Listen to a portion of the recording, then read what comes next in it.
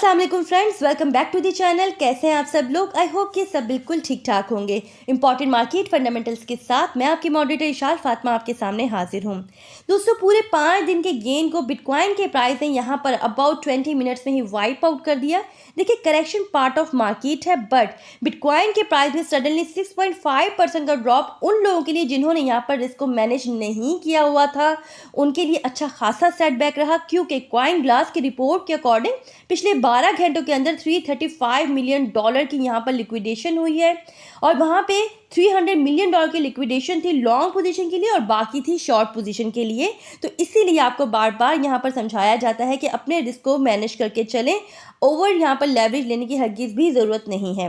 अच्छा खासा खून खराबा हमें देखने को मिला इस वीक की स्टार्टिंग में ही, तो ऐसी कोई बहुत बड़ी अपडेट मौजूद नहीं थी जिसको हम यहाँ पर ये कंसीडर करें कि वो इस क्रैश का सबब बनी, लेकिन मार्केट में फर्स मौजूद हैं। स्पेशली बाइनेंस के अराउंड कुछ खास अच्छा नहीं चल रहा, क्योंकि यूएस डिपार्टमेंट ऑफ जस्टिस की न्यूली अनसील्ड फाइलिंग के अकॉर्डिंग बाइनेंस को क्रिटिकल चैलेंजेस का सामना है।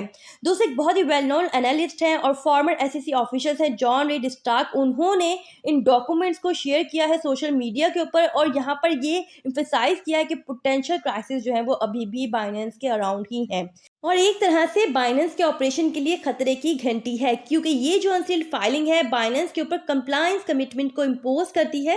मतलब एक तरह से हम कह सकते हैं कि क्रिप्टो सेक्टर में गवर्नमेंट निगरानी की एक बहुत ही बड़ी एग्जांपल है। दोस्तों, एसईसी इन डॉक्यूमेंट्स के अकॉर्डिंग बाइनेंस को अपने घेरे में ले रहा है और डिपार्टमेंट ऑफ जस्टिस के डिटेल्ड रिजल्ट को एसईसी अपने केस में इंक्लूड करके बाइनेंस पर प्रेशर बिल्ड कर रहा है। एसईसी और डिपार्टमेंट ऑफ जस्टिस का ये कॉम्बिनेशन बहुत से चैलेंजेस पैदा कर चुका है बाइनेंस के लिए।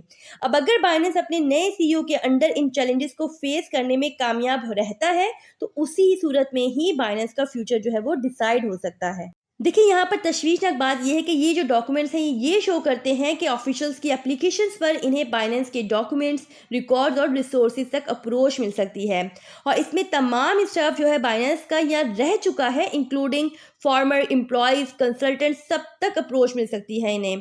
तो इस सारे मामले को फॉर्मर एसईसी ऑफिशियल ने कंप्लायंस सुनामी का नाम दिया है। दूसरी तरफ फ्रेंड्स, एसईसी ने न्यू इन्वेस्टर वार्निंग जो है वो भी इशू कर दी है रिगार्डिंग क्रिप्टो करेंसी। दोबारा से एसईसी ने यहाँ पर सिग्निफिकेंस रिस्क बताए हैं जो कि यहाँ पर क्रिप्टो करेंसी को लेके इन्वेस्टर से मुतल्लिक हैं। देखिए, इसमें कुछ भी नया नहीं है, सब कुछ वही है जो पहले भी यहाँ पर एलिगेशंस एसईसी की तरफ से लगती रही हैं। यानी एक तरह से ये उसी की डुप्लीकेट कॉपी है जो पहले भी एसईसी कंसर्न शो करता रहा है डिफरेंट क्रिप्टो करेंसीज के अबाउट। यहाँ फ्रेंड्स, मैं आपको ये बता दूं कि एक तरफ तो एसईसी की मीटिंग्स चल रही हैं बीटीसी स्पॉट ईटीएफ को लेके, दूसरा यहाँ पर मैं बताऊंगी जो गैरी गैंसलर हैं वो बीटीसी को सिक्योरिटी यहाँ पर नहीं समझते, बल्कि बीटीसी को लेके उनके वाइट पेपर की एनिवर्सरी पर गैरी गैंसलर की तरफ से अच्छी खासी बेस्ट विशेस भी दी गई थी। यहाँ पर वो ज़्यादा कंसर्न होते हैं दूसरी क्रिप्टो करेंसीज को लेके। लेकिन इसके अलावा एक और बहुत ही बड़ी फट जो कि actually not a good one, क्योंकि बिटकॉइन इंस्क्रिप्शन को ऐड कर दिया गया है एनवीडी में और एनवीडी ने बिटकॉइन इंस्क्रिप्शन को as a cyber security risk flag किया है। दोस्तों, जो नहीं जानते उनको बता दूं कि बीटीसी इंस्क्रिप्शन एक न्यू वे है जिसके थ्रू डाटा को बीटीसी ब्लॉकचेन पर स्टोर किया जाता है। देखिए, एनवीडी की लिस्ट में ऐड होने का मतलब है कि साइबर सिक्योरिटी के लिए इसे एक डेंजर समझा गया है, कैटलॉग किया गया है और पब्लिक अवेयरनेस के लिए इसे इंपॉर्टेंस दी गई है एज ए साइबर सिक्योरिटी। और ये डेटाबेस जो है वो मैनेज होता है national institute of standard and technology के अंडर, जो कि एक एजेंसी है यूएस डिपार्टमेंट ऑफ कॉमर्स की। इशू ये है कि अदर क्रिप्टो करेंसीज को यहाँ पर बेसिकली थ्रेट समझा जाता है, बट बीटीसी को लेके कोई भी एलिगेशन जो है वो यहाँ पर सामने नहीं आई और क्योंकि बीटीसी स्पॉट ईटीएफ के अप्रूवल या रिजेक्शन की जो डेडलाइन है वो करीब है, तो इस तरह की जो फर्ड्स हैं वो अच्छी खासी यहाँ पर पैनिक क्रिएट कर सकती हैं। तो इस वीक के जो इंपॉर्टेंट इवेंट्स हैं वीडियो के लास्ट में उन्हें भी डिस्कस कर लेते हैं। 12 दिसंबर को अकॉर्डिंग टू पाकिस्तानी टाइमिंग 6:30 बजे शाम को यूएस सीपीआई डेटा अनाउंसमेंट है, जो कि फ्रेंड्स इस बार 3.1% एक्सपेक्टेड है।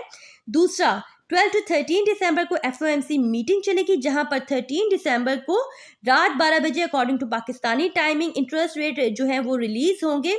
तो दोस्तों, इन इवेंट्स को लेके जो मार्केट है वो वॉलेटिलिटी शो कर सकती है। आपने क्या करना है, अपने रिस्क को प्रॉपर मैनेज करके चलना है, साथ ही साथ फोकस रहना है इन अपडेट्स को लेके। हम अपने टेलीग्राम और डिस्कॉर्ड के ग्रुप पर ये तमाम अपडेट्स को शेयर करते रहेंगे। सो आज के लिए इतना ही। उम्मीद करती हूँ कि आपको वीडियो पसंद आई होगी। अगर ऐसा है तो लाइक करने में आपने कंजूसी नहीं दिखानी, साथ ही साथ कमेंट्स के थ्रू अपना फीडबैक ज़रूर हम तक पहुंचा दिया करें।